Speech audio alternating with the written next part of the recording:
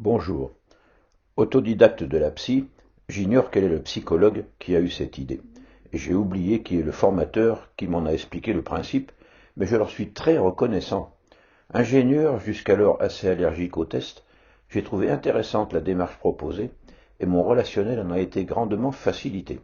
En quelques minutes, je vous explique le principe. L'idée est la suivante. Me connaître, en termes de personnalité, c'est savoir ce que je suis, mais aussi ce que je crois être, ce que je voudrais être inconsciemment, et ce que je cherche à paraître, sans même me rendre compte que je joue la comédie. Le quatrième moi, mon personnage, fait référence au fait que la vie n'est qu'un vaste théâtre. On l'appelle aussi le masque, car il sert en effet à masquer ce que je crois peu valorisant dans ma personnalité. Il marque la différence entre l'être et le paraître. Ce que je suis réellement en termes de personnalité est à peu près impossible à savoir. Autant je connais facilement ma taille et la couleur de mes yeux, autant savoir si je suis plus ou moins créatif ou normatif que la moyenne nationale reste problématique. Les tests de personnalité tentent de présenter simplement une réalité extrêmement complexe, mais couper nos cerveaux en 4 ou en 6 reste extrêmement réducteur compte tenu du nombre de connexions possibles de nos neurones. Passer les tests est un moyen de se connaître, mais si vous en avez passé un, il est prudent d'en passer rapidement 10 autres pour vérifier si les résultats sont un peu cohérents entre eux. C'est volontairement que je présente ce deuxième moi d'une manière un peu plus hérissée que le premier, car, au moins dans notre culture dite judéo-chrétienne, les gens ont plus tendance à douter de leur talent qu'à se montrer prétentieux. Les deux extrêmes ont une communication difficile. Le prétentieux sera peu crédible, et celui qui manque par trop de confiance en lui va devoir constamment être rassuré, ce qui, à la longue, va devenir pénible pour son entourage. Nous avons tous, plus ou moins consciemment, des modèles ou des contre-modèles. Notre personnalité en a croisé d'autres qui nous ont interpellés. Certains ont même des mentors très identifiés, et pour d'autres, c'est plus confus, mais cependant bien réel. Enfin, s'il y a trop d'écart entre ce que je crois être et ce que je voudrais être, je me fabrique un personnage, ce que je veux faire croire aux autres que je suis. Si c'est conscient, cela s'appelle du bluff. Il est parfois utile de passer volontairement pour ce que l'on n'est pas. Laisser un prétentieux vous prendre pour un idiot vous fera gagner du temps. Passer provisoirement pour un converti auprès d'un militant vous évitera de longues joutes oratoires parfaitement stériles. Si votre interlocuteur pratique la fausse colère pour mettre fin à une communication qui tourne à son désavantage, faites semblant d'avoir peur. De toute manière, il vous indique par là qu'il a tort et cette information vous suffit. Cependant, nous jouons tous un rôle inconsciemment et il vaut mieux savoir en quoi il diffère de notre moi réel. En effet, à votre avis, que font les autres face à nos 4 mois?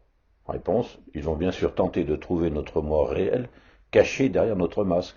Si ça les agace vraiment, ils vont même tenter de nous l'arracher. Allez, on parle sérieusement là, arrête ton cirque. Vous avez sûrement entendu ça. Il est vrai que s'il y a trop d'écart entre le réel et le personnage, l'image ne va pas être terrible.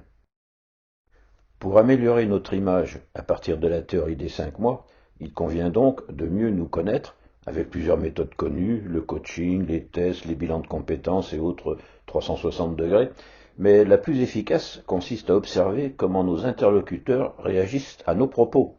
S'ils réagissent mal, c'est peut-être que nos idées les contrarient, mais c'est surtout que nous ne sommes pas crédibles, car nos propos sonnent faux.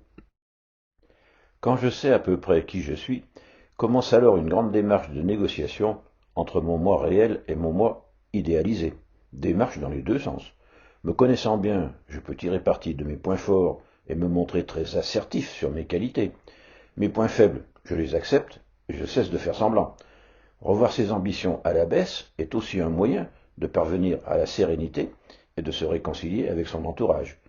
Vivre sans avoir rien à prouver à personne est hyper confortable. Troisième phase, tomber le masque. Quand je tire parti de tous mes points forts et que je gère mes points faibles sans complexe, je m'accepte comme je suis, mais après avoir optimisé mes potentiels. Je peux tomber le masque et je peux commencer à parler vrai. J'ai réussi à être bien dans mes pompes sans avoir à changer de chaussures. C'est une manière assez simple de définir toutes les démarches de développement personnel.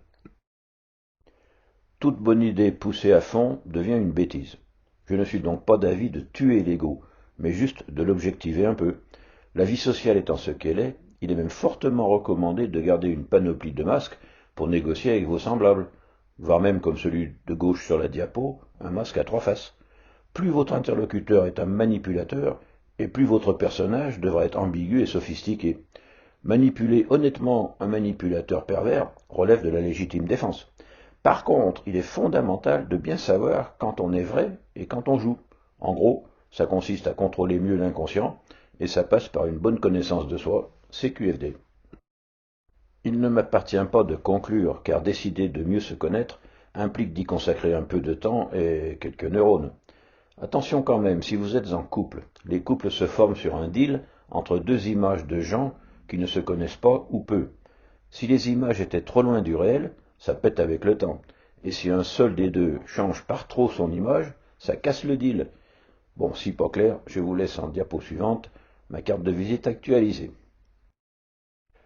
Tournez-vous dans le sens des vents favorables. C'est plus cool, oncle Jacques.